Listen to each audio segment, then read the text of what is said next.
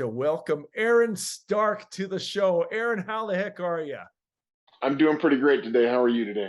We're doing great, and I can't thank you enough for being on the show and making some time for us. I know you're a pretty busy man.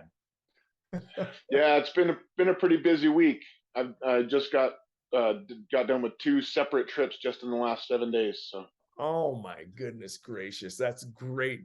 Well, I've got to tell the audience about how we came into contact. Uh, every when I'm working, I usually watch TED Talks on YouTube, and Aaron's came across, and it was one of those. I enjoy most of the ones that I hear, but this one struck me. Um, the name of the TED Talk was "I Was Almost a School Shooter." Did I get that right? yes, sir. And I was so blown away that I put away the work that I was working on, and I was mesmerized. It was only about 9 minutes, but in those 9 minutes, I learned more about not only Aaron, but just the state of bullying, of mental health, and so on and so forth, and its impact, and was so blown away. Aaron, I mean, I had to reach out to you, right? And Thank you. I I have to really say, appreciate it. Yeah. I am so stoked about this interview because this is one of those things where it's something from the past jumps out at you and becomes personal. And what I mean by, and we'll get into that more often, but when Marie said, "Hey, have you seen this TED Talk?" I was like, "Yes." That is something I saw a long time ago and had such a big impact on me. So I am truly honored to be able to speak to you today, Aaron. There's Well, no thank you very much. and But Aaron, well, I'll give you a small Easter egg right before we start this. I never wrote that TED Talk down or rehearsed it. you're kidding me. Wow, that's awesome. No, You're a natural.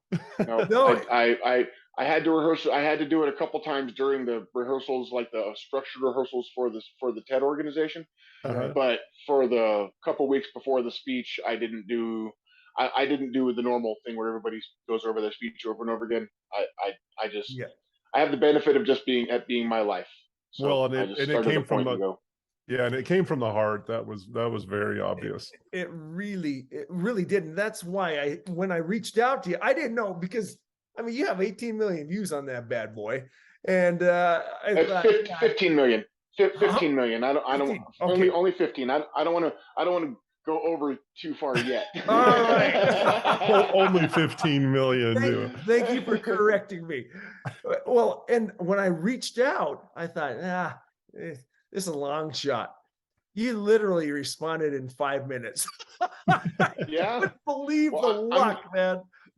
I'm just a regular guy. I work full time at a gas station. Like I do all of my activism and stuff on as just because it's my journey. It's what I think I need to do.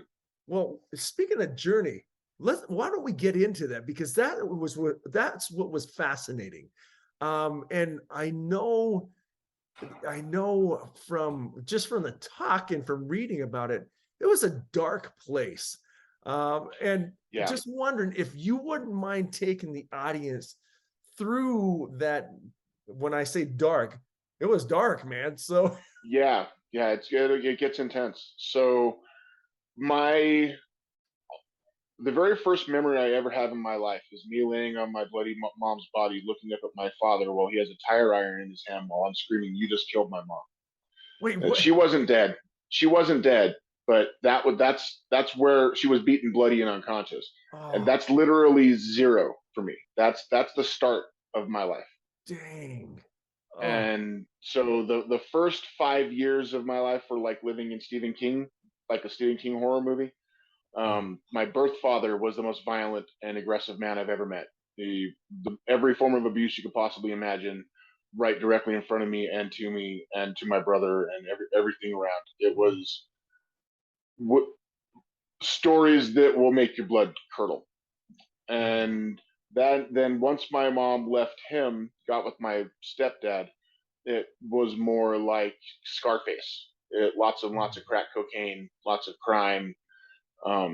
We would there was a lot of things in like physical objects, because they would steal delivery trucks that would go to toy stores and stuff. Like my stepdad would just rob the truck, and so I would end up having at like 6, 7 years old, I'd have for Christmas I'd get every Thundercats toy or every He-Man figure, but then 3 weeks later I'd have someone bust in the room at 4 o'clock in the morning, throw a duffel bag at me, say we have 5 minutes to grab all your stuff, get out of here, and I would only grab comic books.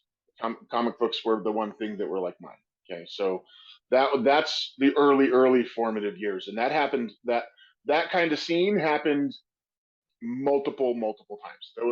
That wasn't a singular incident. That was a lot of that. I went to like 30 or 40 different schools. I never went to a school longer than 4 or 5 months.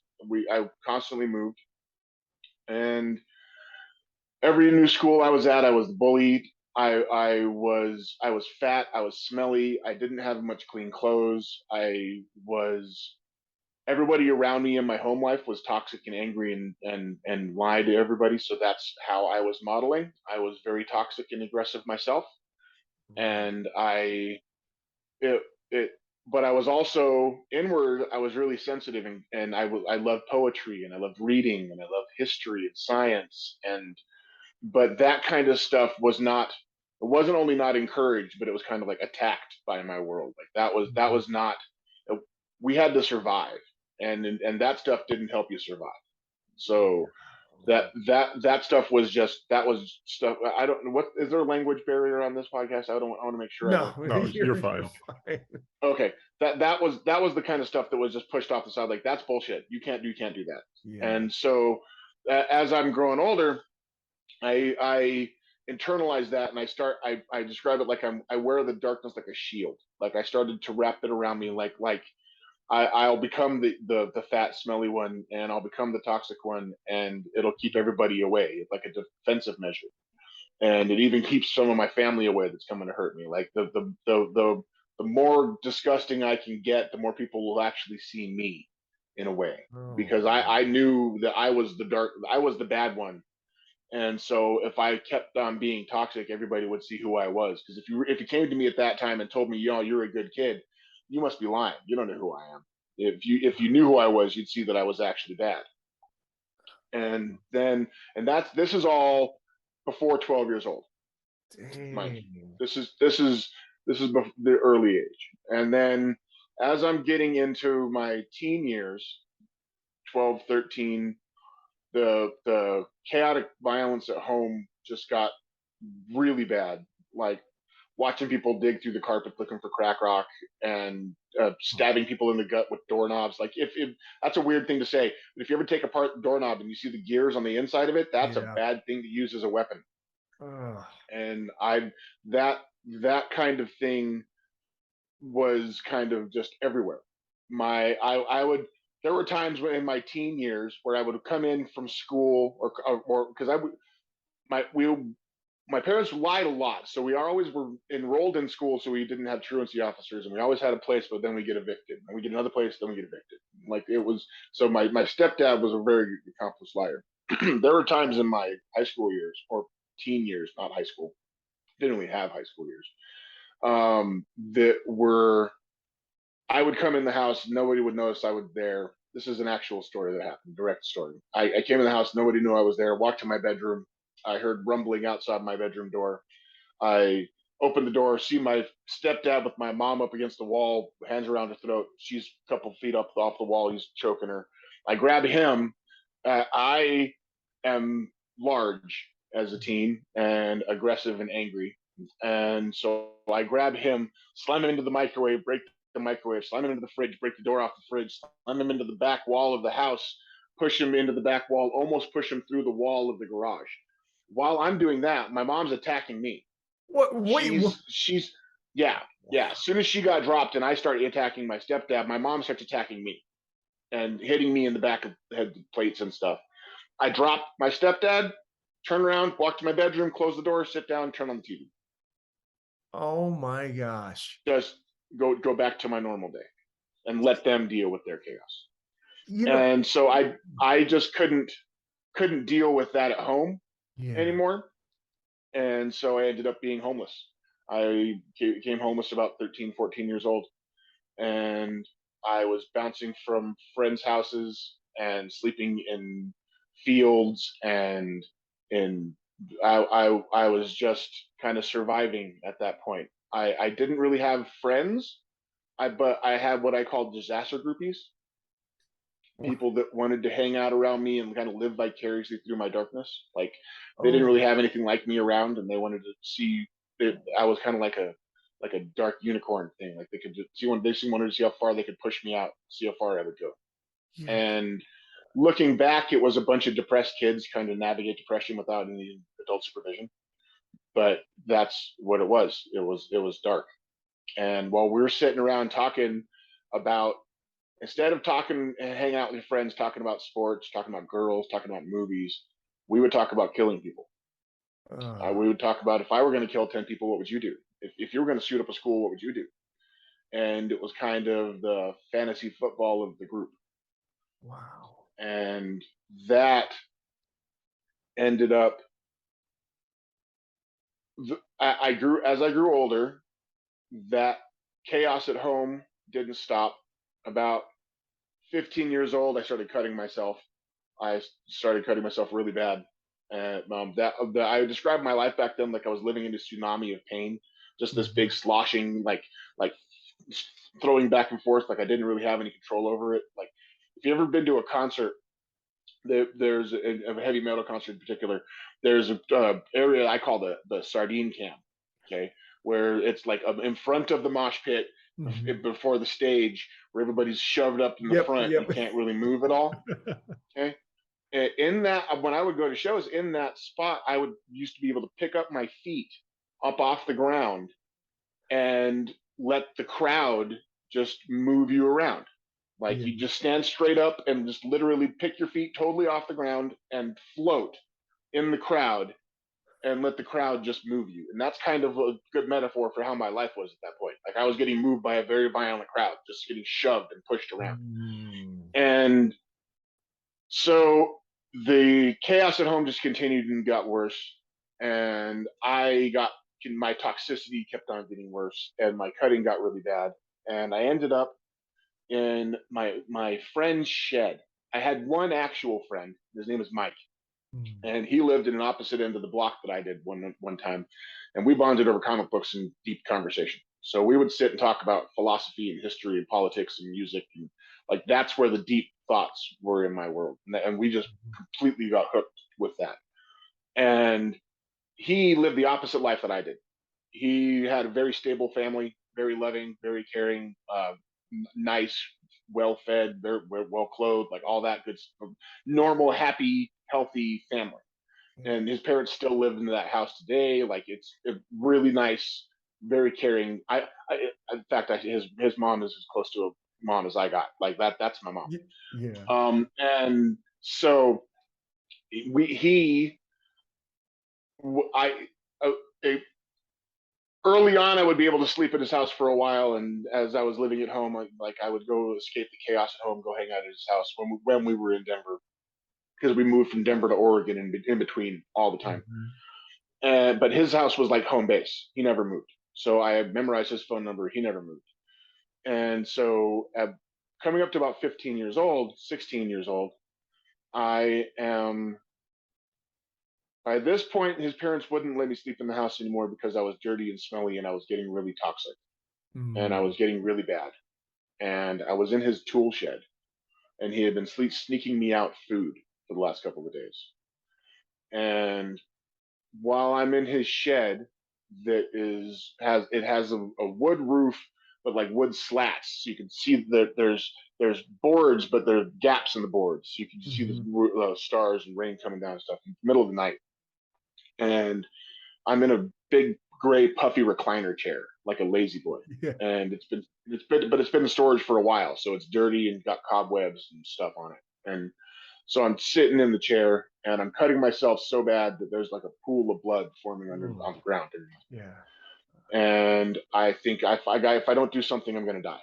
If I don't get myself some help, I'm going to die. And so the next morning, as soon as the sun rises, I go and knock on my friend's back door and I borrow a phone book and some bus fare from his mom. And I called social services on myself. Mm. And they set an appointment for later that afternoon.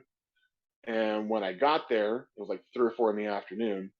They didn't just call me; they brought my mom in too, and we all sat around a table with a bunch of therapists. And they asked, "So what's your problem?"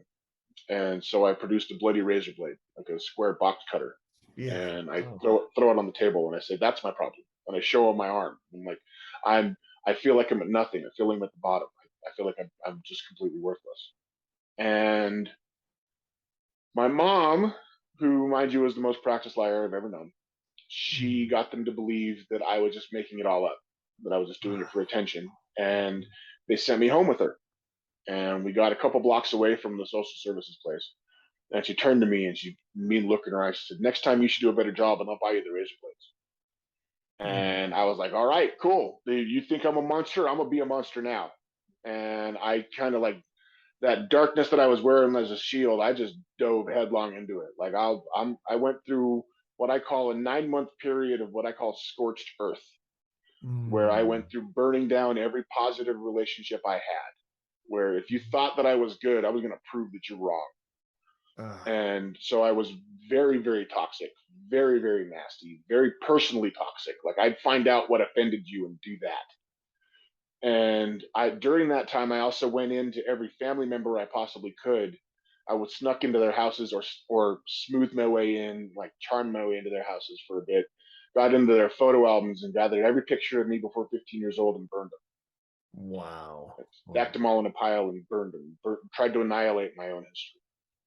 Wow. And so after about 9 months of that, I had successfully burned every bridge that I had. I was now sitting in the field again behind Casa Bonita. If you ever watched the show South Park, they did a whole episode on Casa Bonita. It's that that exact restaurant that they're talking about that South Park guys actually just bought. That's I was behind that restaurant. That's where No way. this where this happened. Yeah. Uh, And so I'm in the field behind Casa Bonita, and I had been there for a long time. But within the last couple of weeks before that, I hadn't taken my shoes off in weeks, but I also wasn't wearing socks. So my feet were literally rotting off my body. I was surviving on free samples from the grocery store that I could steal and stealing food. And I had nothing. I had no supports. I had even thought I had ruined my relationship with Mike. I just wasn't at the bottom. I'm like, okay, so I need to get help. I'm going to try one more time. If last time I warned him I was coming, and that was bad. That was the most toxic thing that ever happened to me. So I'm not going to warn him this time. And mm. across the street from my high school, there was a building that said mental health, and I didn't really know anything else about it. I just knew the sign said mental health, and I'm going to go try to get myself help one last time. And so I go up there cold, like 5, 6 in the afternoon, right before they close. And I spoke to a young lady, and she was like early 20s, and I don't really remember much about that conversation because all I really remember is the end of it when Mm. she told me, "I'm sorry, there's nothing I can do. I can't help you." Wait, what? Really? Yeah. And I walked out of that door and my brain shattered. Right there at that spot, my brain broke. I felt it like a mirror, like it just splintered. And I found out what was underneath that tsunami. Under when you go all the way down to the bottom, it gets really quiet and it gets really still because there's not anything left to lose. There's nothing left to care about. Like, what are you going to do? You're going to cut off my arm? I'm going to die. I'm going to hit by a car? Okay, cool. I'm going to go to jail? They're going to feed me. Like, I don't have any more down. There isn't any more bottom.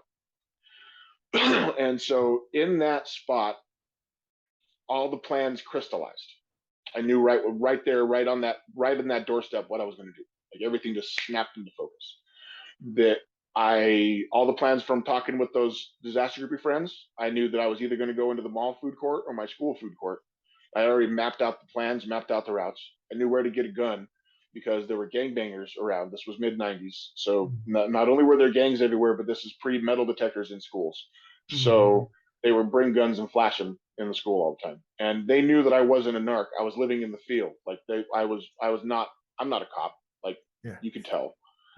And so but they knew me. Like they had sold drugs to my family, and I wasn't an asshole to them. So like they were friendly with me. We got along just fine. Yeah. And um, so I went up to him like, "Hey, can you get me a gun? Hopefully one that shoots a lot of bullets." And the guy's like, "Yeah, sure. Give me an ounce of weed." And that was the easiest part of all.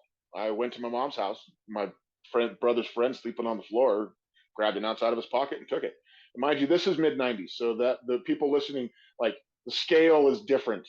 Yeah. Like these days, legal marijuana is like $60 an ounce. This was like 300 something dollars back in the '90s. This is a big thing back then. Mhm. And so I took it to him like, here you go. He was like, all right, man, give me 3 days. I'll get that for you. I'm like, all right, cool. So I was waiting. So the instant I got the gun from him, I was going to either go to my school or go to the mall. And the only difference was going to be the time of day. And during that 3 days, I didn't think I was doing it then, but looking back, I think I was saying goodbye. I Mhm. was going and closing off relationships in a much more positive way, like not being toxic. I wasn't being aggressive. I was just giving away things, and I was giving away my comic books, and I was closing off relationships.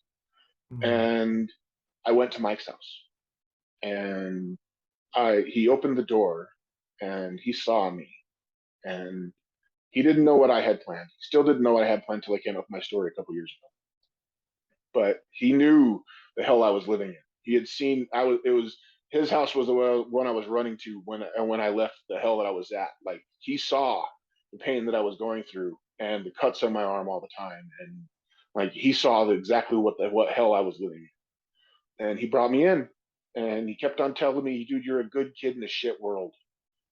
And he sat me down, and he we watched a movie and we had a meal, and it wasn't just hanging out with a friend. That's not what saved me. What saved me is that he reminded me about the granular tiny bits of humanity that I didn't have. Like, oh, I can like something. Mhm. I Yeah. can enjoy food. Like just you hear about Maslow's hierarchy of needs where you got to have the base survival. I had fallen off the cliff, and Mhm. he was just that bottom level of the I can exist. And it was the most cathartic thing. It like splashed with cold water on my face. It like pushed the clock back on my humanity. Like the tide of destruction had pushed forward, where I was this walking ball of pain and destruction. He like saw me as a person, and Mhm. it I didn't feel human. I felt absolutely inhuman, and he it like pushed the tide back, you know. And so I after that, once the crisis incident was over, it was more depression. I became more Mhm. introverted and actually became more kind of ashamed of what I had planned. And but Mhm. the depression, since that tide of destruction had to get pushed back, like the the crazy crashing in the head was able to lessen. You know, like that kind of Yeah. I was able to step back off the ledge. And but the it wasn't like a light switch happened. You know, like it wasn't like ding, everything's better. You know, like the living situation wasn't really different. The pain at home wasn't different. My inwards focus changed, and I was able to look more deeply in myself. And then, but Mike and my own efforts, I moved out to Oregon for a summer and then came back because that was still bad because I lived with some family out there and that wasn't good either. But just they're able to shift the frame, you know, Mhm. like just not be where you are and move slightly was enough to help me get moving in a way. And so, and Mike's help too. When I got back from Oregon, Mike helped me with the place to stay, and like yeah, at least, and my brother, I was able to stay with like again shift the frame slightly, Yeah. but the real hooks of the toxic family and the toxic self image and all of that was still there and was still eating away at me. And so, fast forward now to my 19th birthday. That all happened around 16, early 17. Now I'm coming up to my 19th birthday.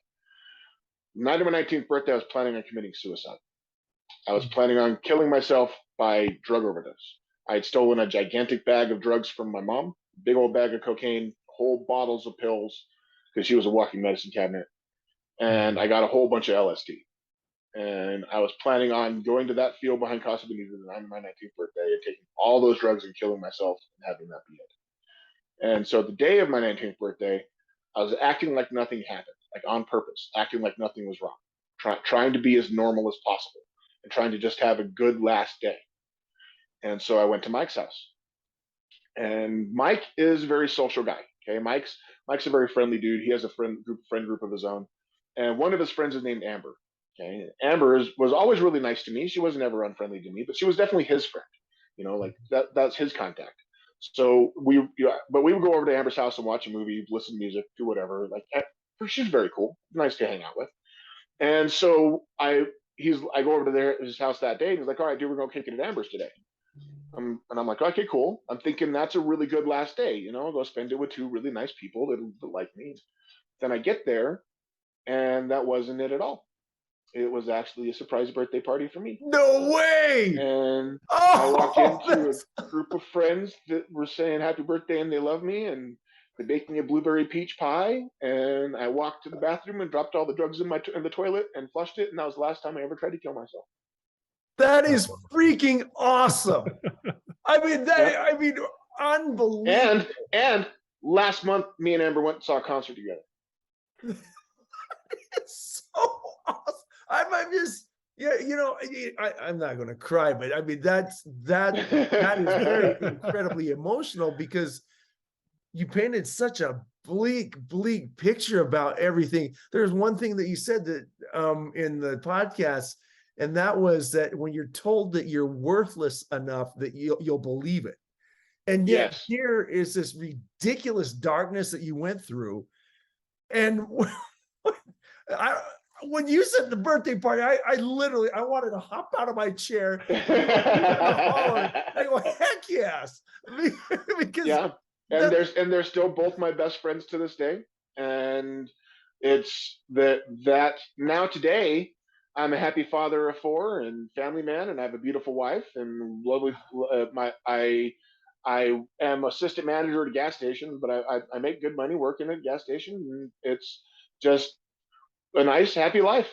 And I get to, and then a couple years ago, I came out with my story, and now I get to help other people find a way out of the darkness by talking about what really hits me about your story is there's those two main turning points that could have gone really, really bad in your life. And the thing that changed them wasn't anything crazy. It wasn't like a massive intervention. It wasn't anything that anybody couldn't do, you know? And yeah, in fact, those kinds, it's important to note that there's a, when I talk about how it wasn't one of those overbearing acts of kindness that like people can get you into a program and people can get you into, I got the system I can get you, and I have this 12-step, I have this doctor, those kinds of things. When you're in that dark spot, people looked at me like I was a threat or a project. Yes. I wasn't a person. Yes. That I was either to be feared or to be fixed. That was it. Those are the only two things for me. I was broken either way, and that isn't a person. Yes. The thing that saved me with Mike the most was that he did live in a very different social stratus than mine. He went to art college. He like his parents had multiple cars and owned a giant 4-story house, and like it's very different social stratus. But never once in our years and years of conversation has he ever looked at me as anything but an equal. Like just that when we talked, when we would sit and talk and have those deep discussions about philosophy and politics, he saw the brain. He didn't see the shell. You know, like that's the part that chokes me up about it, even to this day, is that it's able to see the person inside and not hear only the language of depression that I'm screaming out at the time. Like, because that all of that shell was my screaming of depression. This is my pain, and I want someone to see it. Please see it. And people at the time, they either ran away from it or thought they could fix it. But Yeah. Mike instead saw, dude, that's a guy screaming. Holy crap! That's And that was it. That's the thing that saved me. Mike and Amber both saw me. Like they both, even Amber to this day, they see me as a person. They don't see me as Aaron the project, Aaron the guy that we had to help. Like yep, I wasn't some charity case. I yep. was a person in pain who deserved respect. They treated you And like a they saw it. person, man. That's Yeah, it. It like an is equal. amazing how many often we get into this project mentality and think we could put them through a program and all that garbage there, when all it is that connection as a human. And Uh-huh. I've got to go down to Gary because I know I'm taking copious notes over here. But Gary, I gotta ask you, man, because I know there are some things, if we could be a little vulnerable here. You went through some of the things, not to that extent by any means, but there's a lot of stuff that Well, we so talk so about. so I have to stop you there, Maurice, because Yeah, I want to make a point. yeah, Comparative pain, yeah. comparative pain is not it's not a race and it's not a contest. Yep, And yep, his pain is just as valid as mine, and his abuse or whatever he went yeah, through would be just as valid as mine, and just as impactful on his own existence as mine was on mine. Similar to any good influences would be similarly just as impactful. I'm comparative pain can be a very big issue when it comes to people looking at this. They think that, oh, you're a unicorn, you went through all this stuff, when in reality, there's millions of people like me. They just don't want to talk about you are a freaking stud, man. No, That, you're that absolutely was, right. And man, oh my goodness, that was one of the best teaching moments I have ever had, right there. Man, thank it. you. yeah, it's important because it doesn't make anyone else's experience more or less. Yes. It Yeah. is what it is. Um, the thing that I kind of that hit me really hard about this whole story is, and I don't know why, but I've always kind of been an empath a little bit and look out for those that kind of the underdog and that type Yeah. of thing. And you said something that resonated with me in one of your talks, was that we need to love those who deserve it the least. Mm. Yeah, the ones that we feel deserve it the least. I think that that's Yes. an important moment too. And that's my main. That's if that's the one message I can get across to anybody. That's the big one. Give love to the ones that you feel deserve it the least because they need it the most, and it Yeah. helps you just as much as it helps them.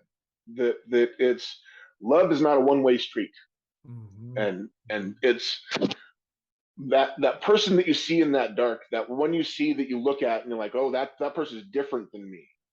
Yeah. We other so much in our world right now. Everybody there, it's like xenophobia de rigueur. Like everybody just has like we want to sectionalize and separate everybody away from us and make our own little bubble more strong. When Yeah. in reality, there isn't any difference. There isn't any difference in the pain that I was feeling in my darkest time when I was about to shoot up a school than the pain that a model feels when she's in a car throwing up in a cup before her photo shoot. There's no Mm. difference in that pain. Mm. Well, That and what looks like two species, but at the bottom, it's just self-immolation. I don't feel like I'm good enough, and I'm going to burn up my world to fit it. when Wow. we were talking about, trying to get someone into a program or anything like that, that almost shows some level of caring. And I think probably the bigger issue is the flip side of that coin. I think this is something that you showed us very, very well, and I think that we've all seen in our lives, is that's actually shows some sort of goodness. The part that I think is super dangerous, especially for youth, is that if you are different, if you're depressed, if you are the smelly kid, if you're the whatever you want to say, even if you're the best Mm-hmm. looking girl in school, there's people actively out trying to bring you down and Yeah. destroy you Mm-hmm. or see Well, you as a threat. and the biggest one is usually yourself. Mhm. The, Oh, the man. biggest key, in my opinion, Yeah. is to make sure that when that person is sitting there, when you're sitting there telling yourself you're worthless and you believe it, the rest of the world needs to try to do their best to make sure they don't tell you that you're right. Mm. Yeah, it makes That sense. That when that kid who hates himself, and like let's take it for an instance, the Uvalde shooter, okay, the kid who shot up all those guys in Uvalde, and that is the one that's recently the most similar to my own story, in my opinion, where it appears. And again, I don't have full details, and I'm an outsider. So take it if I'm wrong on details, so anybody take it for a grain of salt. But from what it appears that he had a very oppressive and toxic early couple years, and that metastasized to him becoming a toxic kid early on, a very toxic youth, which then caused him to be bullied, which then caused him to then react with being a better bully and refine his toxicity.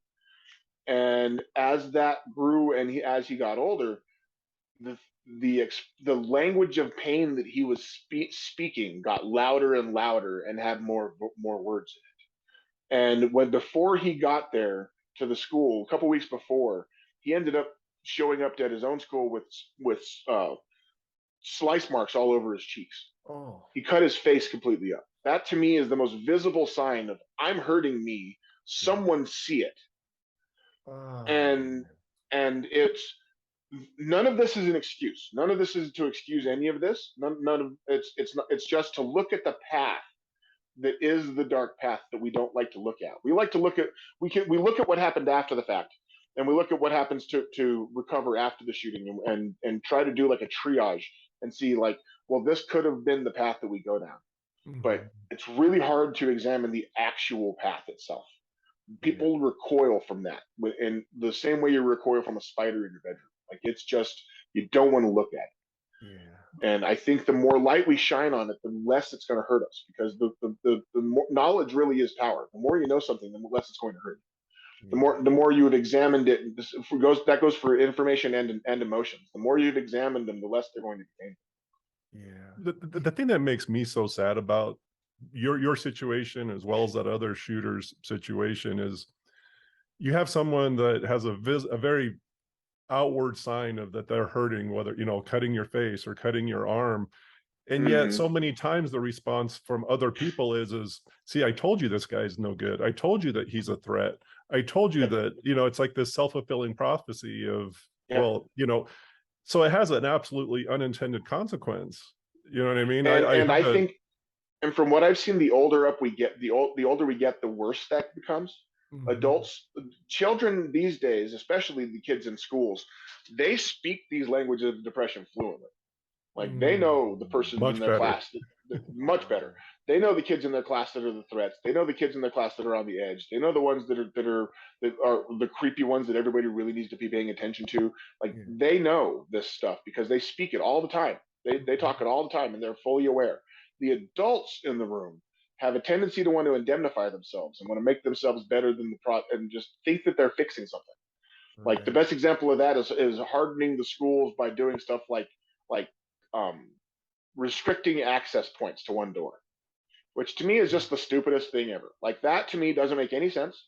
It just, let's take away, and this is going to sound really crass, let's take away all morality for just a minute. Let's just look at this like a tactical attack. Okay, if you're attacking somewhere and they only have one door where people can come in and out, why would you even bother going in? Why not just make them come out? Like that, to me, none of this logic that we would use in other settings. We would use that kind of logic if it was in Iraq. We would use that kind of logic if we're fighting somebody on the battlefield. But we won't use that kind of logic when it comes to dealing with our own stuff, because we want to make it feel like we're going to fix something. So we're going to harden the targets. We're going to put bars on all the doors, and we're going to put all this stuff that is not, it's all a Band-Aid to cover the fact that we don't want to look at that kid in pain and acknowledge that he's in pain. We don't want to be, and because the hardest thing to do is acknowledge that that kid in pain was a lot like me. And I honestly think the biggest enemy that we're fighting against, there's two of them, are neglectful parents which are not seeing these warning signs, or even doing like mine were and trying to obfuscate and destroy any attempt for help from those warning signs. Because as we're moving house to house, it was either getting evicted, social worker coming, cop coming to get someone arrested, like all these, the authorities coming to intervene. If I was at a school and some teacher saw that I was in school. One time this happened. I was in school. Teacher saw that I was dirty and smelly, so she all of a sudden had a small fundraiser thing of her own where she came to school and gave me like a backpack with a bunch of clothes and school utensils and stuff. Okay, like a really nice teacher. I hadn't barely just met her, but she gave me all of this cool stuff. I only knew her for like 2 weeks Man, yeah, yeah. because I we were gone. Yeah. That was it. Uh, Because that kind of attention means that then they're going to investigate why that kid's not clothed. If they yeah. investigate why that kid's not clothed, then they're going to find the crack. And if they find the crack, then they're going to go to jail. If they go to jail, then everything's blown up. And from my perspective as a kid, if I say the wrong thing to that therapist, and then my mom might end up going to jail. And even though I'm living in hell, that hell's all I have. That Uh, hell's all the world I have. And we're taught early on and this is a common thing for kids in this kind of setting. You're taught early on to protect the family unit. yeah. That you have to keep everybody safe, and to keep everybody safe, you got to keep the shit to yourself. Yeah. Yeah. And that's how that generational ball of denying and we don't talk about this in public and we don't talk about the pedophile uncles and that kind of stuff rolls downhill and it just smashes into that kid on the bottom. Uh, So, Jeez. Aaron, from your perspective, how do we reach the individual? How do we start to make a difference? How do people? How do you? I mean, this sounds like such a So basic question, but how do we start treating a people like people? well, it's a hard. That's a very oblique question, but I'll give you a very tangible answer. Okay, I'll give you a very tangible answer Sure. because there's an actual rhetorical method that we can use in conversation to help drop those barriers that make people turn into white noise. All right, so let's say you're a person who's seeking out for help, even if that help is just from a friend. Okay, and you reach out for help, and the person gives you the answer where I'm going to give you. I have this project I'm going to get you into, or I have this. Here's a journal we need to get you to. Put in even a therapeutic setting. So you say you go to a therapist. Okay, so we need to get you under a journal, then we're going to get you under this medicine, and then we're going to sit there and go through this 12 steps, and we're going to do everything. And I have this whole checklist that I'm going to be checking on. Mhm. And the instant that happens, Yeah. over, done, Yeah. white noise. You might as Yeah. well just show me a static screen. Yeah. Okay. The way to stop that is small breaks of protocol, tiny breaks of protocol. Not anything that's actually going to impact the actual data, not anything that's going to impact the actual substance of the machinery. But oh, I like that band. Oh yeah, you only saw Yeah. that movie the other Yep. day. Yes. I watched that movie too. Yes. Small bits of humanity. Make a tiny mistake. Make a tiny mistake that people would never see. Burp in public. So like do a little tiny thing to remind the other person on the other side of the conversation that I'm a human with flaws Yeah. and that I'm doing this as an intellectual action, not that you're a part of my work. Yeah. If you're an element of my work, you're done. That you're just a checklist. But Oh if you my engage on goodness. me, if you engage and you spend that five minutes talking about a band that you like you find out, oh, you like Nine Inch Nails, I like Nine Inch Nails. Let's talk about that. You like that old music? Let's jam out to this for a bit. Then after that, you get the same checklist. You get the same check. You get the same 12 steps. You get the same procedures, but it gets absorbed because Yeah. it's coming from a human Yep. and it's Yep. not coming from someone who saw me as a checklist. I'm gonna add something to that too that you had mentioned, and this hit me particularly hard, and that was instead of looking at them as a threat, look at them like they might be a friend. And Mm-hmm. then it all of a sudden you chuck the checklist, right? You chuck those things Yeah. because you're bonding at a level that You want that to you never would have done. normalize you want to normalize the equation because you're up here. Okay, Yep. you're up here. You're trying to do your good. You're dealing with someone who's like this. All Yes. right, not only down but tilted down. All right. So Yeah. what you want to do in that is you want to normalize that equation, and you don't Oh, want to normalize it by drinking yourself down.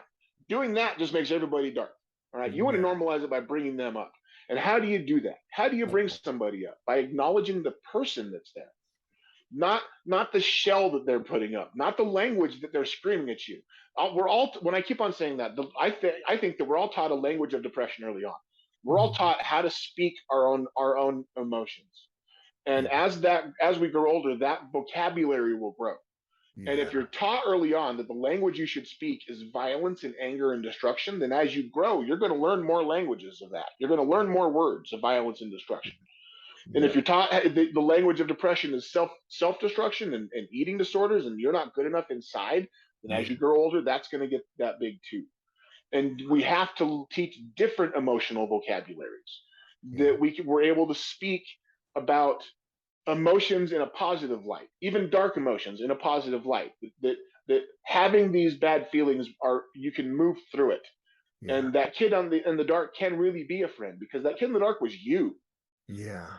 Like Yeah. the most powerful thing that I've ever had in my whole, I've been doing this now almost 5 years, Hmm. and from my journey, I came out in February 2018 with my story, and so about 4.5 years now, and so in that time, I have, the most profound thing that I've noticed is there isn't any difference in any of our pain. There isn't any difference in it. Yeah. The pain in the kid in Pakistan who can't tell me the abuse because his bullies would kill him, and the pain in the CEO of Archie Comics who talks to me about all of her own feelings, and then the pain of the homeless kid in Washington, and the pain of the gangbanger in South Central, and all of that. It's all just, if you take that Maslow's hierarchy of needs, okay, that pyramid that we're all familiar Yeah. with, it all Yep. goes up to the top. Flip that upside down. Yep. Flip that pyramid completely upside down and look at it like an upside down triangle. That bottom triangle is the pain that I'm talking about, that pain and self-immolation. That top plane is all the expressions that we all have of that plane, of that pain. Mm. and God. and that's where we can flip it back to the other side and reestablish that you can do things, like you can like stuff, you are a good person. It is just a Tuesday. It's not a disaster. Today is not the day of your destruction. Today's Tuesday. Tomorrow's going to be Wednesday, and the sun's still going to rise. Yeah. And if we have, I tell my own children that the only constant in life is change.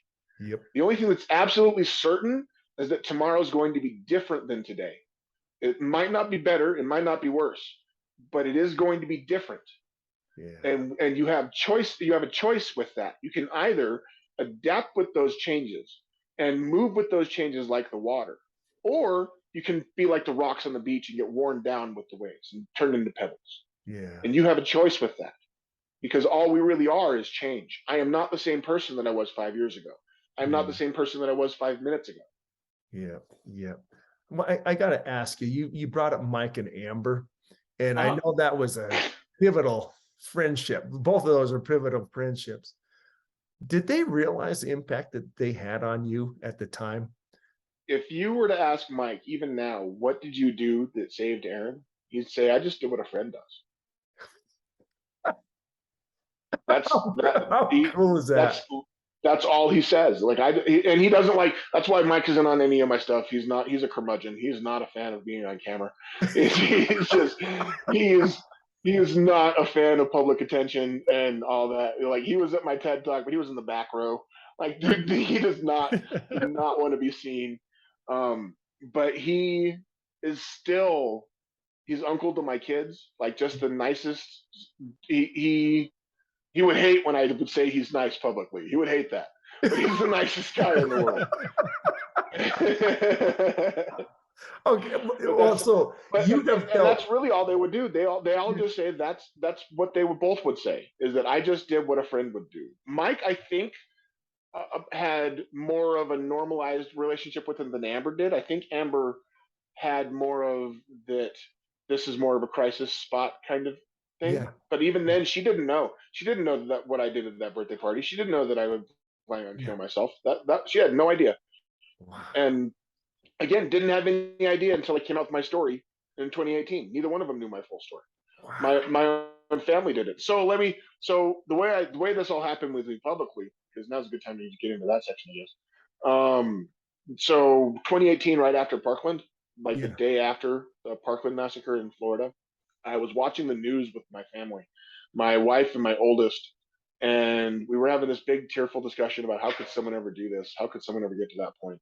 And they were really crying. And then as we're having that talk, I look on the news and I see a lady who a girl's getting interviewed by a reporter, and the reporter, sorry, someone's doing construction like right outside my house. That's all right. There's a the reporter's interviewing the kid and saying, so how did that feel? Oh, And the kid like literally just left the school, had blood on him and stuff. Like that to me was the most depersonalizing and dehumanizing yeah, thing. I was no so doubt mad. about it. And so I went to the bathroom and I wrote a Facebook post and sitting on the toilet as we all do. And so, which is the other normalizing thing. We all poop. Everybody poops. I say that all the time. I said that to an FBI convention. I told the deputy director of the FBI, everybody poops. Okay, so I thought that was pretty cool. But so I go to the bathroom and I write the Facebook post. And as I come out from the bathroom, my family, my wife and my daughter had read it by that point. My wife only knew like 60% of my history, and my daughter only knew about 20% of my history. Oh, wow. And so we had to go through, it was a full on, this is me.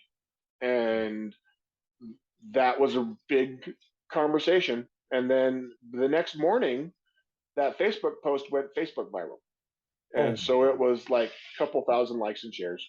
And so my wife was like, hey, you should send that to Kyle Clark on Channel 9 News. He might like to see that. They're doing a mental health thing, and they might like that right now. And so I send it to him. And the very next day, there's a camera crew at my house to film me doing that Facebook post. Oh, no way. And that video got 17 million views in a week. And I went immediately from a guy sitting on my couch thinking that if anybody ever knew my real story, that they'd hate me. And if anybody ever found out about my life, that there'd be a black mark on me, to getting thousands and thousands of messages from all over the planet, literally all over the planet, every country I could name. And it wasn't just, hey, that's a cool story, but it's, hey, that's a cool story, and here's all the pain that ever happened to me. Wow. And here's all of my stuff. And so I got diaries from thousands of people. Wow. And that's when I started the Facebook group called You Are Not Alone. Yes. It's all one word, called You Are Not Alone. And that started as, how do I handle all of this coming at me? Where does this all go? Because this is all important. Like none of this is not important. Someone's sharing their deepest pain with me that they can't talk about. That deserves respect and importance. That's not a small thing. Yeah. And so I made this group to kind of like funnel that at first, and then it quickly got filled with not only people looking for help in pain, but also therapists and doctors and professionals and professors and people who have lots and lots of degrees and PhDs behind their name, but in their personal life. So they could give responses and help on a one-to-one human level, and you don't have the peril of therapy where it can sometimes be like walking into a room full of spikes that are pointed inside, where you don't really know you don't know the edges of your game boards. You don't know what you might say that might set off a trigger that could blow up your world. Yeah. And on this group, it gives that bit of a gray zone, but also allows for professional assistance, professional attention when needed. So that if it gets above my pay grade, I'm just a regular guy working at the gas station. If it gets above my pay grade to help, I have people that I can push to help that actually have that in their pay grade that can do that competently. And if it needs to even go further than that, you can go further than that. And so there's like, it's turned into this self-perpetuating positivity machine. And the group itself is my prize achievement in all of this. The group itself has helped prevent over 30 suicides. So Whoa, that's awesome. Yeah, It's awesome. yeah, and early on helped prevent a couple school shootings. That was and has helped multiple people leave white nationalism, which is a fun thing to do too. Because in the Venn diagram of depression, there's a lot of racism mixed with depression, mixed with self-harm. Like it's almost a circle. And those are only the ones you can quantify. I mean, I'm sure there's an exponent. There's so many more that are on top of that, that you just don't even know the reach and the impact that your story is having on people. But one of the final things I just want to say, and I don't know if this is a challenge or a statement or whatever we want to call it, but you've kind of reminded me that everyone, and I think we have to be careful when we use words like everyone or all, but I truly believe this. I'm gonna go with everyone. Everyone has something interesting, unique, good, or in common that we can all use. And we can, how do you say this? I think we need to find that one thing that can be our reason or an anchor to give someone else love. And I'm going to stand by that. I'm going to say everyone, because I don't care. It doesn't have to be a friend. It doesn't have to be, you know what I mean? Yeah. It could Well, be here's someone. and you're right with everyone, because the important thing to remember is that nobody starts in the pitch black. Mhm. Yeah. Nobody starts in the pitch black. Everybody, the worst of the person that you could possibly imagine. Dahmer didn't start in the pitch black. Dahmer started as a kid. That Gacy didn't start as the pitch black. Gacy started as a kid. Like these that we like to put a character and a face on it and not see the whole human that made that. And while we see the end, there was a beginning. Yeah. And along that way there was also a path. Yes. Yes. And that's it's important to remember that the person beside you is just on a different path. And there's a human there. And when you see that person as another, you're right with everyone. It is everyone. This kind of the stuff that I'm doing breaks those barriers of religion. It doesn't matter if you're atheist or Christian or Republican or Democrat or none of that matters. None of that matters. This is like the one truly bipartisan thing that we all feel that same sense. And I know because I've had the same cheerful discussions with everyone in those groups. Yeah. I'm very much an out atheist. I personally don't even think that souls are real. I think they're a biological process we can't philosophize yet. I'm a weird duck even among atheists. I went and presented to a group of Mississippi school nurses, the most devoutly religious kind of audience you can have. They have a prayer breakfast before their school meetings. Okay. Yeah. And so I went there, and they ended up being some of my best friends. Yeah. We had some of the deepest, most heartfelt discussions and most cool connections, and found such common ground that for some reason, this message that I'm saying of love the ones that you feel deserve it the least seems to be really similar to a message that some guy said a long, long time ago that they wrote a book about. Yeah, you're right. There's a little bit of similarities there, and it doesn't matter if you believe in a spirit or not. Like, it just matters if you believe in the message that's there. And it was really profound. Yeah, I think we need to do a better job of finding that anchor, finding that reason or that commonality, as you talk about, that we have with everybody that walks the face of this earth.